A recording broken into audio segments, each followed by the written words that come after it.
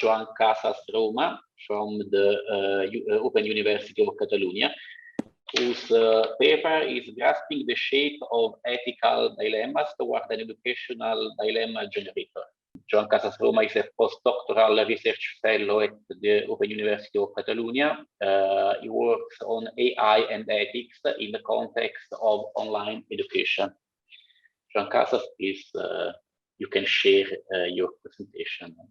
So my name is Joan Casas Roma, and I'm going to talk to you about the work that I've done together with my colleague, also from the Universitat Oberta de Catalunya, Jordi Conesa. And so we want to answer the question, what are the shape of ethical dilemmas in education? And the way we want to do that is by implementing an educational dilemma generator. The structure I'm going to follow in this presentation is as follows. So first, we're going to see a few witnesses of an algorithmic crash that took place not long ago, and that I'm sure that most of you will actually remember. Then we'll look at the theoretical foundation that we will use to build our ethical dilemma generator. And then I'm going to talk to you about the basics of how we are building this dilemma generator. We're just talking about the prototype now, and we only have results and experiments from the prototype, but as you will see afterwards, we've had the chance to run some preliminary tests, which actually gave us some really useful and interesting insights that we hope to incorporate in the next stage of the generator. And then I'll conclude with a few remarks, future work, and some hypotheses that we already formulate from the gathered results. So first of all, the witnesses. I'm pretty sure these images are quite familiar to you. They refer to a sort of a huge social breakdown, to call it in some way, that happened in the UK during the COVID breakdown thing, when the grades of, I think, A-grade students or students who were about to get to university were kind of computed through an algorithm, and the results were not really as students expected. So we saw and read and heard sentences like, I'm a student, not a statistic. I am not my postcode. Standardization is failing the nation. And a couple more that will be, as you will see, will be quite relevant throughout the course of this presentation. Your algorithm doesn't know me, and teachers really know computer grades must go. So we get this, say, as starting point, as sort of a motivation. So there is a problem there. There is something in there that computers didn't seem to grasp with regards to grades in particular in this case, but with regards to education and the students behind the educational system. And so we kind of take a bit of a scope off and we talk about how AI tools are becoming more extensively applied everywhere virtually, including education, obviously, and especially now there are like a lot of blended learning or even full online learning due to the breakdown, and most universities or learning centers that are actually sticking to this mode of learning now. Massive online courses, pedagogical conversation agents taking a role in educational courses. And in many areas, ethical concerns related to the use of AI has been already acknowledged and known, like unfair, biased, automated decisions in either job selection applications, in bank loan applications, in, well, plenty of different areas. And the thing is that because AI tends to generalize, there is the risk of falling into hasty generalizations and the risk of falling into statistical biases, as that student said in that piece of paper. Basically, I'm a student, not a statistic. And dehumanization, it may sound a bit epic, but what I mean with dehumanization is basically that we forget that behind the data, there is someone, there is a student, and maybe the data doesn't fully reflect what the student is doing or wants to do, or basically the student's life and personal situation. So the key idea that I want you to bear in mind for the whole presentation is that we should not forget that behind the data, there is a person, there is someone. And here is where those couple sentences that I told you about still resonate. Your algorithm doesn't know me, and teachers really know computer grades must go. Now, because of what I just kind of hastily explained, just to laid out the foundations of the thing. If AI is becoming more extensively applied in education, for instance, and we know that AI sometimes bear, say, ethically undesirable consequences, then one thing that we must do if AI is to be applied in education is kind of foresee and prepare what ethical concerns could be related to the generalized use of AI in those fields. So we need to foresee what those potential ethical issues can be. And in order to do so, one step that we could take is to understand what is the shape of ethical dilemmas in education. So what is it, if we forget about AI for a minute, what is it that, say, myself as a teacher would consider an ethical dilemma if I'm faced with, say, student A, student B, and they are in a similar situation, but one of them poses an ethical dilemma, the other one does not. What is it that makes those cases different? And why do we want to understand that? In order to understand that, we need to build this automated kind of ethical dilemma generator, sort of a kind of process to spit out different situations, different combinations of variables. We'll see which variables, we'll see which situations, and see which one of those qualify as ethical dilemmas, which one of those do not. And now, why do we want to do that? First, because, as I said, we want to improve our theoretical understanding of what makes an ethical dilemma. So what it is that makes a situation become ethically relevant in the context of education. And we want to know that because we want to be able to somehow teach or somehow embed this knowledge into AI tools in order to make sure that as processes get more and more automatized, ethical dilemmas won't, say, get swept under the carpet, just forgotten. So another reason behind this, say, massive ethical dilemma generator is that we could actually use this to build the knowledge base and use machine learning techniques to train some sort of ethical awareness into artificial agents, following techniques from artificial morality, particularly bottom-up design in artificial morality that could actually be something that can be investigated. Now, the theoretical foundations that we will use for this, or that we used for this dilemma generator, is a multidimensional approach to ethical dilemmas in education and focused on the student. So, sorry. So we've seen by analyzing in last year's ALICE, actually, in last year's edition of ALICE, by analyzing different shapes that ethical dilemmas can take, we actually realized that there are different layers of a student that we need to take into account when we say get knee deep into how are we going to deal with this situation. So we've got the educational layer, which is basically the student's activity within the classroom, things that are typically measurable within the classroom or within the school, if you want. And we've got the personal layer, which refers to what are the students' say motivations, goals, beliefs, and how does the student refer to their own learning. And then we've got the social layer, which is obviously the most complicated because it's the most holistic one, and it refers to the student's socioeconomic context.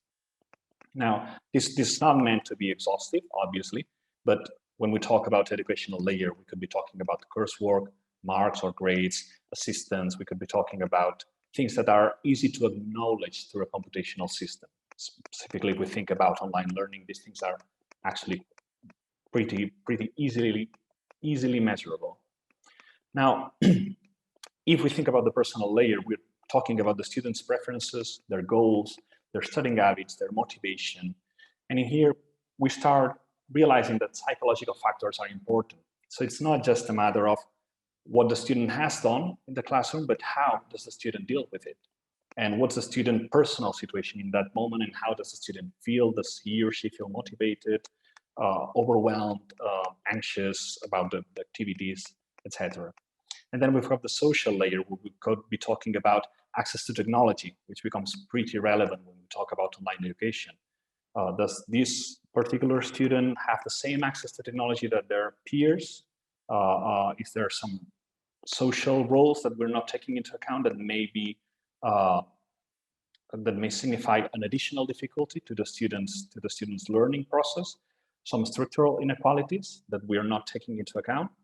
And as I said, this is quite hard to take into account because it's highly contextual, it's highly related to the current historical and social context, and it requires a pretty holistic perspective that changes over time and changes over areas and over social groups, etc.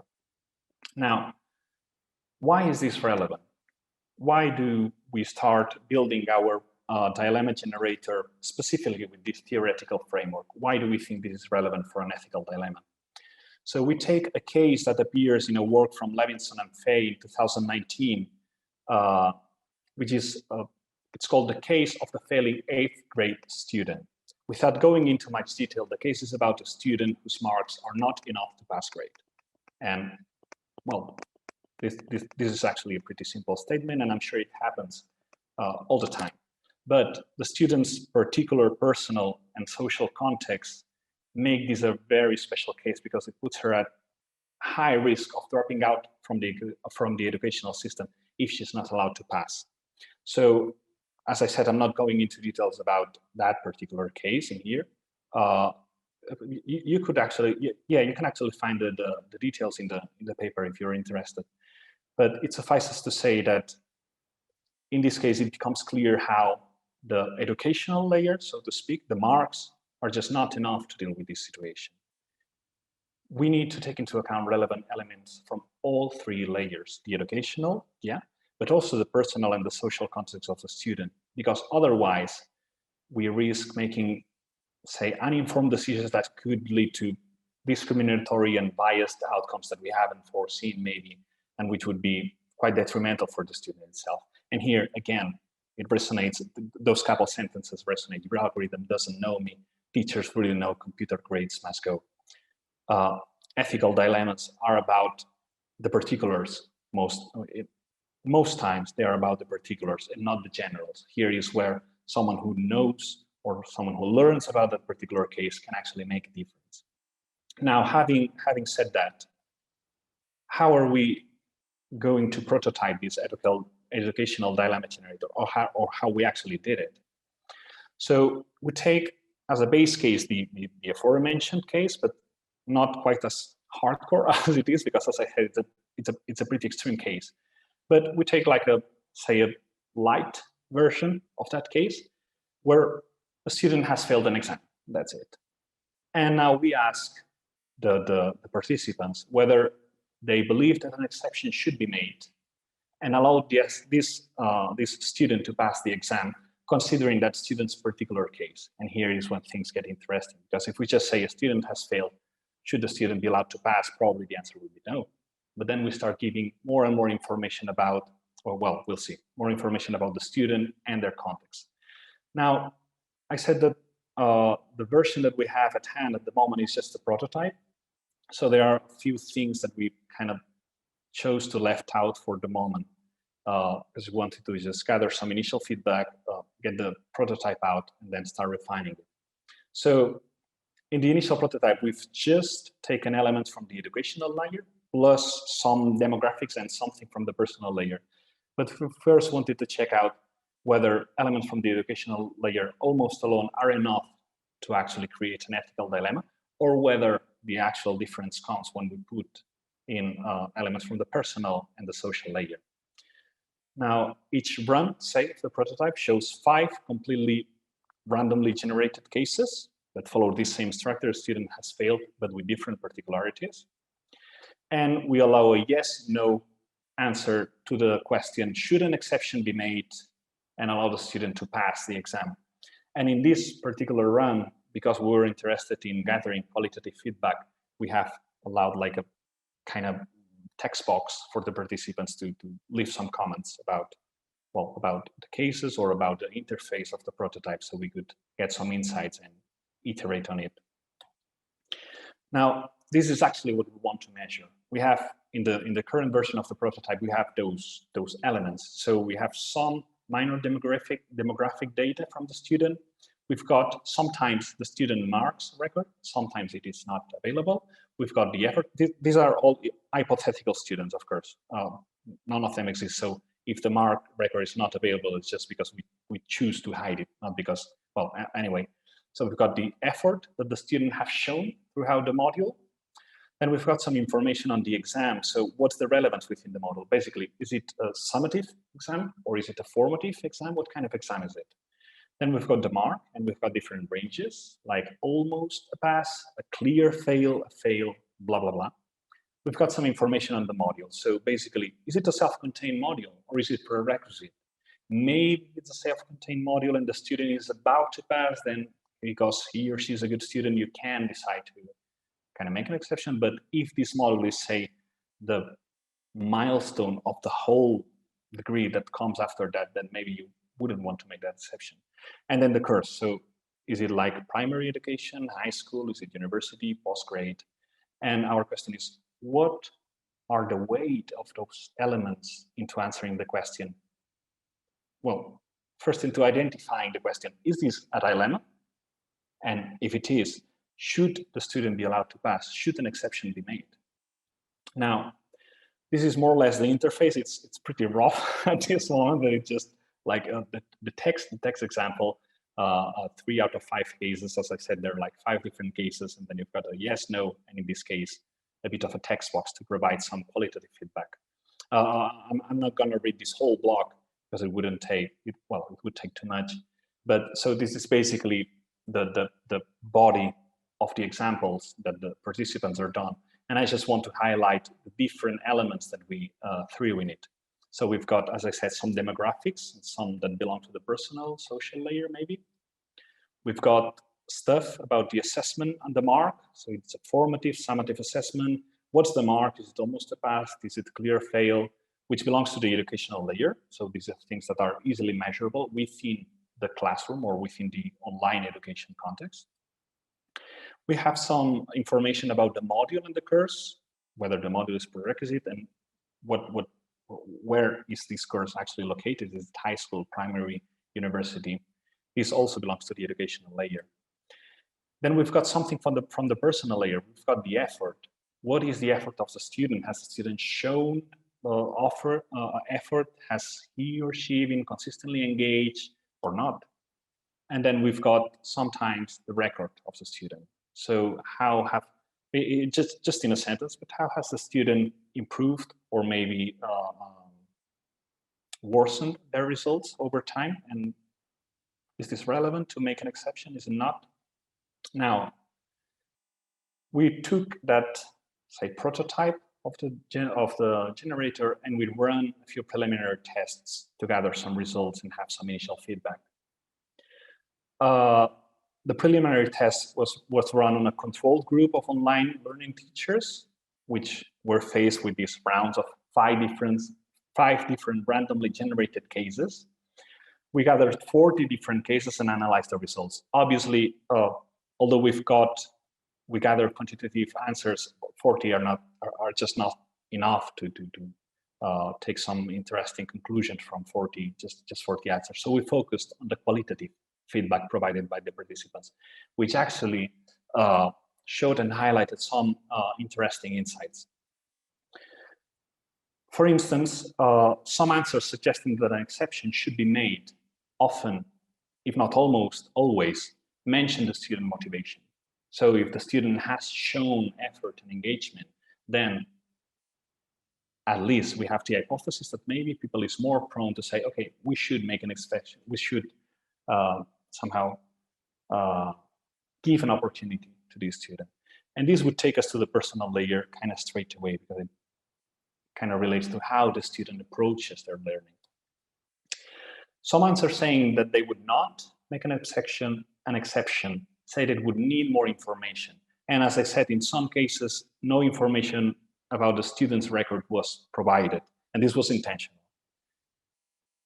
Now, in some cases, participants who said that they would not make an exception referred to the school rules, and we included intentionally in our phrasing, according to the school rules, the student should fail. Do you think or do you believe an exception should be made in this particular case? So we explicitly mentioned to that because there was this paper, I can't remember the author now, but who mentioned different tensions that we find in ethical dilemmas in education. And one of them was the formal climate versus the caring climate. And it was precisely when and how to bend the rules to accommodate for the particular. So introducing the school rules expression within the question was actually intentional. Now, the student's attitude is something that has been mentioned in some cases where the student depicts showing little effort. And so people who has decided not to make an exception refer to this as why they wouldn't make an exception, kind of to teach the student that they should change their approach towards their learning. Some answers suggest that they would need more information, and they even say that they would like to talk to the student beforehand. Presumably, this is just an hypothesis again, but presumably they would need some access to these personal and social layers of the student that the system doesn't give them. And then we got other kind of design-related comments to improve the interface and the phrasings, which sometimes were a bit confusing and which we will use to incorporate in the next iteration of our prototype, basically. Now, this led us to a few remarks, future work, and hypotheses that we would like to kind of conclude and test on a further stage of this project. So we wanted to generate this kind of ethical dilemma, blah, blah, blah, blah, automated tool. And we got this first prototype that hopefully the data that we gather with this can allow us to further understand what are the nuances behind ethical dilemmas in education, particularly. This can be used in ethical design when planning how AI-assisted tools can actually be used. And it can also be used in machine learning-based educational tools to develop this some sort of ethical sensitivity. Of course, we do not aim for, say, AI tools that they make decisions by themselves, but we do think it is important if an AI tool kind of identifies that a case might actually bear ethical relevance, then that a human teacher should be brought into the loop. So this is basically what we are aiming for with this ethical sensitivity thing. Not that they actually solve it, but that they develop an awareness that something ethically relevant is going on. And we've seen that this preliminary test shows some promising insights that we could use in a later stage of the project. Now, future work, there are actually plenty of things that we would like to do, but one of them is to start incorporating elements from the personal and social dimensions, which we believe beforehand that they are relevant for these kind of cases. We want to improve the prototype and then run it on a larger base of participants, so we can start in gathering, say, quantitatively relevant data. And we want to start foreseeing how the data that we gather can be used or can already be kind of prepared in a way that it makes it easy or it makes it possible to use it in this machine learning-based artificial moral agent prototype. Now, we kind of close down this say prototype and preliminary test run with a couple hypotheses that we would like to test in the next iteration of the prototype. So we wonder, what will the effects be of adding variables of the personal and social layers? And our hypothesis is that if we run A/B tests featuring exactly the same cases but hiding the personal and social layer in one case and showing it in the other case, then the case that sees the personal and social information will more likely be prone to making an exception. And then another hypothesis that we have is that maybe the textual explicitness of the demographics is inhibiting unconscious bias. And we would like to actually try and bring a visual representation, like a graphic representation of the whole situation to avoid, so first of all, to avoid the wall of text, which is a bit boring. But then we would like to see if by providing, say, a visual representation of the hypothetical student, we can help expose unconscious prejudices about maybe gender, maybe ethnicity, these kind of things. And again, we could run A/B tests with the same cases, but different, like students showing a different appearance, and see if there's actually a relevant difference in both. And I think that's that's pretty much it. So if you've got any questions, I'll be happy to address them.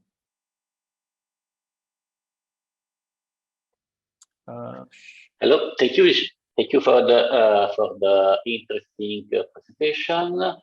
It is a very hot topic in our field, in the application of artificial intelligence inside educational tool, educational environment. I see one question from the audience, Santi Caballé. From your experience, I'm reading the question, and from this preliminary work, what initial recommendation you would like to provide to the teaching community in order to help them face the ethical dilemmas in education may have identified so far? It is very difficult. Yeah. It's another question. So if we're talking about, say, face-to-face education or education where the teacher has like a direct link to the students, like online communities, maybe online learning, where the ratio between students and teachers is, say, low enough, then I guess the recommendation that I would make is that, well, ethical dilemmas are about the exceptions and as such are about the particulars. So of course we need, say, this sort of school rules or general rules, because we need to start somewhere, right? And we need like a decision procedure. But when we start wondering about the specifics of a case, then we have to look at the particulars. We have to look at that student's particular case, and we have to ask ourselves why we're actually doing this, why we are actually in education, and why is this student here, and how can we help this student best? Which doesn't always mean doing what the student wants. Obviously, the student would always want to pass an exam, right? But so we have to measure very carefully, I guess, what's the student's situation, how can we benefit the student's learning and the student's experience within the learning. If we move these to the online context, then things become, or where to an online context where the ratio is way higher, then things become more complicated, of course, because then we lose this sort of personal link, say, between the teacher and the student. And then it becomes harder to actually reach out to those particularities that would kind of help us decide what to do in a situation. So yeah, it is a quite challenging question. Just another question. You have said that the data you gathered can be used, among the other things, as a training set, let's say, for a machine learning tool to develop ethical sensitivity, to build sort of ethical agent to be included inside the learning process. Where do you think this kind of agent may be included through as a support for teacher, as some kind of tool that can be automatically connected with evaluation, let's say, because your example are about evaluation, where you plan to put ethical sensitivity inside the learning process? Mm-hmm. So, of course, related to this prototype's particular case, then any kind of either fully online or blended learning system that uses some sort of automatic grading system, or maybe automated assessment, or even automated commenting on the students' activities could be an interesting place to start looking at, because this is precisely where we may fail to see that, say, human action was needed to identify a case that was actually particular for some reason. Say, well, I don't want to come up now with something that sounds super dramatic, but say some special attention was needed because of the student personal situation, and no one actually noticed because everything went automated. So in these cases, I think that having these, say, just as we have physical sensors in robots, say, and we have robots that can be aware of their surroundings and kind of read images and read sound and all these kind of things, and we would really benefit from a robot, even if it's a software agent that has the same sensitivity, but for ethical issues. So when could we find conflicting goals? When could the rules be actually not what benefits the most the student? When when is there an ethical concern or something that deserves more attention? So I could ping someone and say, hey, check this out because I think that it might deserve a second look. Maybe the answer is no, it's pretty clear, or maybe the answer is, oh yeah, we should check this one carefully. So yeah, assessment would be like the starting point, but we can then say zoom out to other areas. Thank you for your answer. Thank you for the presentation.